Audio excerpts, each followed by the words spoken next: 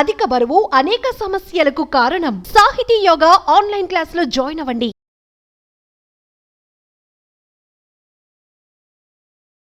నమస్తే, welcome to Suman TV.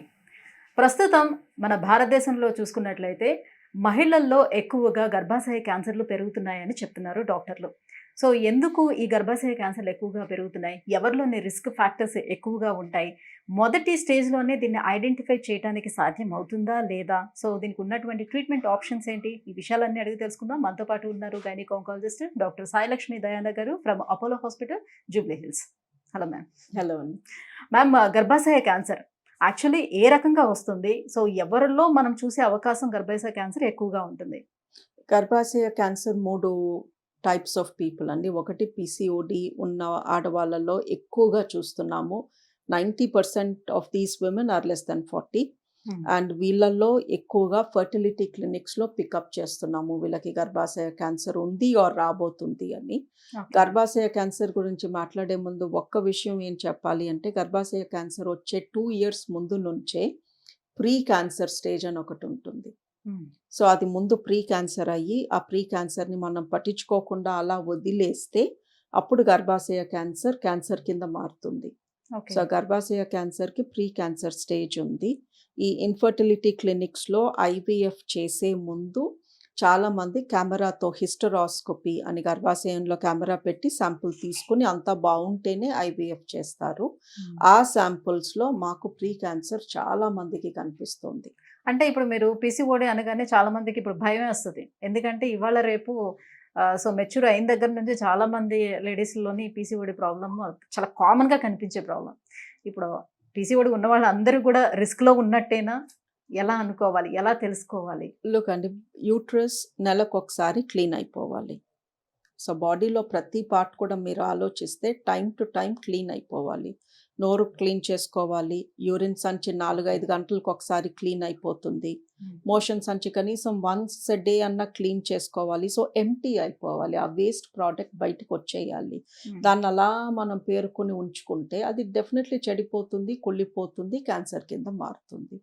So ఈ గర్భాశయంలో ఉండే పొర ప్రతి నెల బయటకు వచ్చేయాలి. Endometrial layer should come out. మన మెన్స్ట్రల్ బ్లడ్లో ఉండే మెటీరియల్ చూస్తే బ్లడ్ ఉంటుంది, బ్రౌన్ వెల్వెట్ కలర్ చిన్న చిన్న పీసెస్ వస్తూ ఉంటాయి. ఆ బ్రౌన్ వెల్వెట్ పీసెస్ మన గర్భసంచిలో ఫార్మ్ అయిన లేయర్ అది. అది కూడా ప్రెగ్నెంట్ అవుతుందేమో అని ఒక తివాచీలాగా లేయర్ తయారు చేస్తుంది.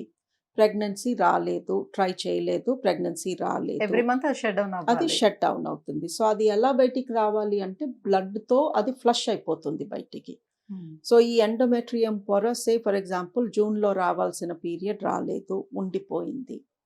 మళ్ళీ జూలైలో కొంచెం మెటీరియల్ ఇంకొక పొర తయారయ్యింది, అది బయటికి రావాలి. హార్మోన్ ఇంబ్యాలెన్స్ పీసీఓడి వల్ల అది మిగిలిపోయింది. ఇప్పుడు ఆగస్ట్ వచ్చింది, జూన్లో పొర మిగిలిపోయింది, జూలైలో పొర మిగిలిపోయింది, అది ఎప్పుడో బయటికి రావాల్సిన మెటీరియల్. అంటే ఇది షట్ డౌన్ అవ్వకుండానే మళ్ళీ మళ్ళీ లేయర్ ఫామ్ అవుతూ ఉంటుంది. కొత్త లేయర్ ఫామ్ అవ్వదండి, ఉన్నది థిక్ అయిపోతుంది, ఉబ్బిపోతుంది. ఇప్పుడు ఏదైనా కూడా ఒక వస్తువు టైంకి అది మనం తీసేయలేదు అనుకోండి, అలాగే ఉంచేస్తే దోసపిండి, ఇడ్లీ పిండి అలా ఉబ్బిపోతాయి. బికాజ్ అందులో ఉండే బ్యాక్టీరియా అదంతా కంటెంట్ పెరిగిపోతుంది కదా. సో అలాగే మన బాడీలో బయటికి రావాల్సిన మెటీరియల్ టైంకి రావకపోతే దాంట్లో చేంజెస్ జరుగుతాయి.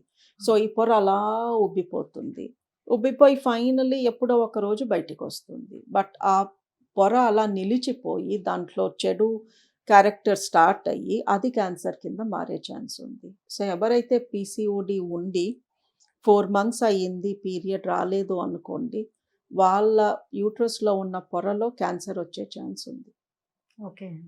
సో ఎవ్రీ ఉమెన్ మెనోపాజ్ వచ్చేస్తే సరే, మెనోపాజ్ రాలేదు, పీసీఓడి మూలంగా సంవత్సరానికి 4 periods కూడా రాకపోతే వాళ్ళకి యూట్రస్ క్యాన్సర్ వచ్చే ఛాన్స్ ఎక్కువ. ఇప్పుడు ఎంగేజ్లో ఉండే అమ్మాయిలకి కూడా ఇదే ప్రాబ్లం ఫేస్ చేస్తున్నారు. 2 monthsకో 3 monthsకో ఒకసారి పీరియడ్స్ రావటం అనేది. సో ఇది నాకు కామన్గా వస్తూనే ఉంటుంది అని చాలా లైట్ తీసుకుంటారు. ఎగ్జాక్ట్లీ అండి, ఎవ్రీ 3 months కన్నా పీరియడ్ తెప్పించేసుకోవాలి. దానికి అది రాకపోతే తెప్పించుకోకుండా 5-6 నెలలు వెయిట్ చేస్తే మీకు ఆ చిన్న అమ్మాయికి ఆ చిన్న వయసులో కూడా యూట్రస్లో క్యాన్సర్ ఉండే ఛాన్స్ ఉంది. చాలామంది డాక్టర్లు ఇలాగే భయపడతారు అనుకుంటారు, బట్ ప్రతి వారం అట్లీస్ట్ ఒక్క కేసు చూస్తాను. 20 to 35-year-old, some of them are unmarried, some of them are married, whatever, PCOD ఉంది, నాకు పీరియడ్స్ ఎలాగో రావు కదా, 5-6 నెలలు అలా వెయిట్ చేస్తారు. ఫైనలీ స్కాన్లో చూస్తే ఎండోమెట్రియం ఉబ్బిపోయి ఉంటుంది, బయాప్సీ తీస్తే ప్రీ క్యాన్సరో ఉంటుంది. ఇప్పుడు పీసీఓడి లేకున్నా, థైరాయిడ్ ప్రాబ్లం లేకున్నా కూడా ఇట్లా పీరియడ్స్ అనేది వాళ్ళు మెచ్యూర్ అయిన దగ్గర నుంచి కూడా ఇట్లానే లేట్ ప్రాసెస్లో వస్తుందంటే రీజన్ ఏమై ఉండొచ్చు? హార్మోన్ ఇంబ్యాలెన్స్ అండి. పీరియడ్ ముందుకు వచ్చినా, లేట్గా వచ్చినా, రాకపోయినా ప్రాబ్లం గర్భసంచిది కాదు, ఓవరీస్ది, అండాశయాలది. సో వాళ్ళలో హార్మోన్ రిలీజ్ జరగట్లేదు, దాన్ని హార్మోన్ ఇంబ్యాలెన్స్ అంటాము. ఆ హార్మోన్ ఇంబ్యాలెన్స్ ఓవరీస్ మూలంగా అయితే పీసీఓడి అంటాము, థైరాయిడ్ మూలంగా అంటే థైరాయిడ్ మూలంగా హార్మోన్ ఇంబ్యాలెన్స్ అంటాము. కొంతమందికి రొమ్ముల నుంచి ప్రొలాక్టిన్ అనే హార్మోన్ ఎక్కువ ఉంటుంది, వాళ్ళల్లో కూడా పీరియడ్ లేట్ అవుతుంది. So all these come under hormone imbalance. Right. So ఇప్పుడు 2 monthsకి 3 monthsకి రాలేదని అంటే మీరు వచ్చేటట్టు చేసుకోవాలి అని చెప్తున్నారు కదా, సో దానికి ఏమైనా మెడిసిన్స్ యూజ్ చేయాల్సిన అవసరం ఉంటుందా, లేకపోతే న్యాచురల్ పద్ధతిలో ఏమైనా తెచ్చుకోవడానికి అవకాశం ఉంటుందా వాళ్ళకి? కానీ న్యాచురల్ పద్ధతిలో అంటే మేము ఇచ్చే మెడిసిన్లో ప్రోస్టాగ్లాండిన్ ఉంటుంది, హార్మోన్ ఉంటుంది, పపాయాలో ఉంది, అండ్ పైనాపిల్లో ప్రోస్టాగ్లాండిన్ ఉంది, నువ్వుల్లో ప్రోస్టాగ్లాండిన్ ఉంది. సో ఎవరికన్నా పీరియడ్ రాలేదు అంటే, లేట్ అయింది అంటే, మన అమ్మమ్మ నాన్నమ్మనే చెప్పేవారు ఈ చిట్కాలు, పపాయ తిను, పైనాపిల్ తిను, నువ్వులు ఉండలు తిను, బికాస్ వీటిలో ప్రోస్టాగ్లాండిన్స్ ఉంటాయి. అండ్ వాక్ చేయాలి, బాగా మన బాడీని కదపాలి, ఎక్సర్సైజ్ చేయాలి. సో ఓవరీస్ లేజీగా ఉండబట్టే కదా హార్మోన్ రిలీజ్ జరగలేదు. సో కొంచెం మన పెల్విక్ ఏరియాని కదిపి స్కిప్పింగ్, జంపింగ్ ఇలాంటి యాక్టివిటీ చేసామనుకోండి, వచ్చేస్తుంది పీరియడ్. బాగా స్టబన్ కేసెస్ ఉంటాయి, ఏం చేసినా రాదు వాళ్ళకి పీరియడ్, దెన్ వాళ్ళకి 5 days టాబ్లెట్స్ ఇచ్చి పీరియడ్ తప్పించేస్తాం. నేనైతే చెప్పేస్తాను, ఇంకోసారి పీరియడ్ డిలే అయితే ప్రెగ్నెన్సీ కాదు అని చెక్ చేసుకోండి. ప్రెగ్నెన్సీ కాదు అని మీకు తెలిస్తే, టెస్ట్ నెగటివ్ వస్తే, ఈ టాబ్లెట్స్ మళ్ళీ నా దగ్గరికి రావద్దు, ఇవే వేసుకొని తెప్పించేసుకోండి. మ్యాక్సిమం 2 months వెయిట్ చేయమంటాం. అండ్ అంతకన్నా ఎక్కువ ఆ మెటీరియల్ మనలో ఉంచుకుంటే క్యాన్సర్ రిస్క్ ఉంటుంది. ఓకే. సో ఇప్పుడు మీరు అన్నారు గర్భాశయ క్యాన్సర్ రావటానికన్నా ముందు 2 years బిఫోరే మనకి ఆ స్టేజ్ అనేది తెలుస్తుంది, దాని సిమ్టమ్స్ తెలుస్తాయి. ఎలాంటి సిమ్టమ్స్ మనకి కనిపిస్తాయి, ఎలా తెలుసుకోగలుగుతాం? హెవీ బ్లీడింగ్, యూజువలీ ఎప్పటికన్నా పీరియడ్స్ బాగా హెవీగా వస్తున్నాయి, గడ్డలు పడుతున్నాయి, ఇలా కాళ్ళ కారిపోతుంది బ్లడ్, అది ఎండోమెట్రియం, గర్భాశయ ప్రీ క్యాన్సర్ లక్షణం. ఓకే. సో పీరియడ్స్ బాగా హెవీగా వస్తుంటే డెఫినెట్లీ వచ్చి చెక్ చేయించుకోవాలి. 2 పీరియడ్కి మధ్యలో బ్లీడింగ్ అవుతుంటే అది కూడా సేమ్ ప్రీ క్యాన్సర్ లక్షణం. సో ఈ 2 సిమ్టమ్స్ ఉంటే, అంటే లైక్ 15 days మధ్యలోనే అయిపోవడం అట్లా. ఇప్పుడు పీరియడ్ వచ్చే 10 రోజుల ముందే మధ్యలో కనిపిస్తోంది అనుకోండి. సో పీరియడ్ వచ్చే 1-2 days ముందు కనిపించడం క్యాన్సర్ లక్షణం కాదు అది. బట్ పీరియడ్కి మధ్యలో అన్ఎక్స్పెక్టెడ్గా బ్లీడింగ్ అవుతున్నా, బ్లీడింగ్ అన్ఎక్స్పెక్టెడ్లీ హెవీగా అవుతున్నా కూడా that is a sign of pre cancer or cancer. But గర్భాశయ క్యాన్సర్ని డయాగ్నోసిస్ చేసుకోవడానికి ఎలాంటి టెస్ట్లు అందుబాటులో ఉన్నాయి?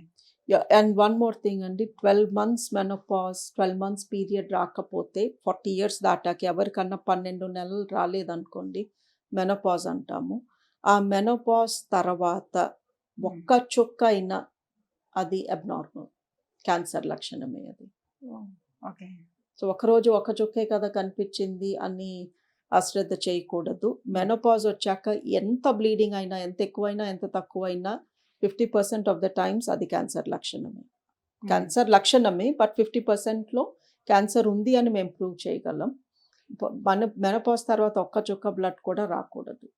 అంటే ఇప్పుడు మెనోపాజ్ ముందు స్టేజ్ లో వాళ్ళకి ఒక 5 monthsకో 6 monthsకో ఒకసారి కొంచెం బ్లీడ్ కనిపించడం, మళ్ళీ ఆగిపోవడం, మళ్ళీ ఒక 4 monthsకి అట్లా కనిపించి ఆగిపోవడం, అది ఓకే అంటారా? అది పెరి మెనోపాజ్ అండి, మెనోపాజ్కి వెళ్ళే ముందు స్టేజ్ అది. That happens.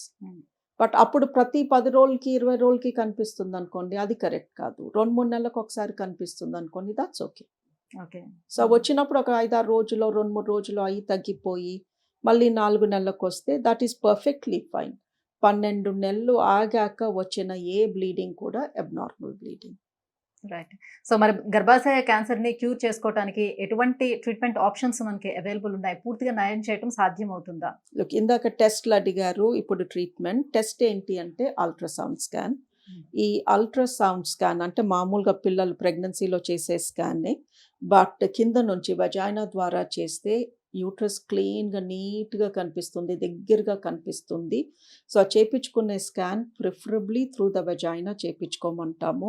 అందులో గర్భాశయం లోపలున్న ఎండోమెట్రియం పొర చెక్ చేసుకుంటాము. ఆ పొర సైజ్‌ని బట్టి చెప్పగలము. వీళ్ళకేదన్నా ప్రాబ్లమ్ ఉందా? లేదా? అని. బాగా బ్లీడ్ అయిపోయి పొర సన్నంగా ఉందనుకోండి, నార్మల్‌గా ఉందనుకోండి, దెన్ ఒక నెల రోజులాగి మళ్ళీ స్కాన్ చేస్తాము. సో, ఆ పొరని బట్టి డిసైడ్ చేస్తాము. వీళ్ళకి ఎండోమెట్రియల్ క్యాన్సర్ ఛాన్స్ ఉందా? లేదా? ఉంది అనిపిస్తే క్లినిక్‌లోనే సన్నటి సిరింజ్‌తో యూట్రస్‌ని క్లీన్ చేసేసి బయాప్సీ పంపిస్తాము ల్యాబ్‌కి. కొంతమంది అలా చేయకుండా అడ్మిట్ చేసి ఒక 4 గంటలు కెమెరా పెట్టి హిస్టరాస్కోపీ, డీఎన్సీ అంటారు. సో, ఈ క్లీన్ చేయటం అనెస్థీసియా ఇచ్చి చేయవచ్చు, లేదా క్లినిక్‌లో కూడా పెయిన్ కిల్లర్స్‌లో చేసేయొచ్చు. ఆ బయాప్సీ మెటీరియల్ ల్యాబ్‌కెళ్ళాక then we will know cancer ఉందా? ప్రీ క్యాన్సర్ ఉందా? అసలేది లేదా అని. ఓకే. ఒకవేళ నిర్ధారణ అయ్యింది క్యాన్సర్ ఉందని. సో, అలాంటప్పుడు ఆ యూట్రస్‌ని పూర్తిగా తొలగించేస్తారా? యూట్రస్‌ని తొలగించాలండి. నార్మల్‌గా యూట్రస్‌లో క్యాన్సర్ ఉంటే యూట్రస్‌ని తొలగించాలి. బట్ పీసీఓడీ మూలంగా యూట్రస్ క్యాన్సర్ వచ్చిన వాళ్ళు చాలామంది ఉన్నారు. చెప్పాను కదా! కనీసం ఒకళ్ళిద్దరు వస్తారు వారానికి. వాళ్ళకింకా పెళ్ళే కాలేదు. అప్పుడు యూట్రస్ తొలగించలేం కదా! అవును. సో, వాళ్ళని 1 ఇయర్ పాటు మెడిసిన్స్‌తో ట్రీట్ చేసి క్యాన్సర్ పోయేలాగా చేసి దెన్ ప్రెగ్నెన్సీ ప్లాన్ చేసుకోమంటాం. ఓన్లీ మెడిసిన్సేనా? ఎలాంటి సర్జరీస్ లాంటిది ఏమి ఉండదా? సర్జరీ ఏమీ ఉండదండి. మెడిసిన్స్‌తోనే యూట్రస్ క్లీన్ చేసుకుంటాము. వాళ్ళకి అడుగుతాము, మీరు మెడిసిన్స్ నోటి ద్వారా యేసుకుంటారా? లేదా మెడిసిన్ డైరెక్ట్‌లీ గర్భసంచిలో పెట్టేయమంటారా అని. అండ్ ఆప్షన్ ఇస్తాము. కొంతమందికి 2 పెడతాము. కొంతమందికి ఓన్లీ గర్భసంచిలో మెడిసిన్ పెట్టేస్తే అది 5 ఏళ్ల పాటు పనిచేస్తూ ఉంటుంది. కొంతమందికి నోటి ద్వారా ఇస్తాము. పెళ్లి కాని వాళ్ళు, ప్రెగ్నెన్సీ ప్లాన్ లేని వాళ్ళకి అలా ట్రీట్మెంట్ కంటిన్యూ చేస్తూ ఉంటాము. ప్రెగ్నెన్సీ ప్లాన్ ఉన్న వాళ్ళకి 1 ఇయర్ ట్రీట్ చేశాక ప్రెగ్నెన్సీకి వెళ్ళమంటాము. ఓకే. అంటే బిఫోర్ మ్యారేజే ఇలాంటి సిట్యుయేషన్ ఒకవేళ ఎదుర్కొన్నట్లయితే, సో, పెళ్లి చేసుకునే వాళ్ళకి కూడా ఓ టెన్షన్ అనేది ఉంటుంది. సో, నా సెక్షువల్ లైఫ్ అసలు బావుంటుందా? లేదా? నేను చేయొచ్చా? లేదా? ఈ టెన్షన్ వాళ్ళకి గూడా ఉంటుంది. దాంట్లో ఏమైనా ఇబ్బంది ఉంటుందా? నాట్ ఎట్ ఆల్ అండి. యూట్రస్ మన పొట్టలో ఉంటుంది. సెక్స్ జరిగేది కింద వెజైనాలో. సో, వెజైనాలో జరిగే సెక్స్‌కి, యూట్రస్‌లో ఉండే ఈ మందు ఆర్ క్యాన్సర్ ఆర్ ఒకప్పుడు ట్రీట్మెంట్ జరిగిన దానికి లింకే లేదు. ఇన్‌ఫాక్ట్ హిస్టెక్టమీ చేశాక కూడా పీపుల్ హావ్ సెక్స్. అక్కడ యూట్రస్ ఉంది, లేదు అన్న థాట్ కూడా రాదు వాళ్ళకి. Okay. Right. Thank you ma'am. Thank you so much. గర్భాశయ క్యాన్సర్ రావడానికి రీజన్స్ అండ్ ఎలాంటి టెస్ట్‌లున్నాయి, ఎటువంటి ట్రీట్మెంట్ ఆప్షన్స్ మనకి అవైలబుల్ ఉన్నాయన్న విషయం తెలియజేసినందుకు థాంక్ యూ సో మచ్.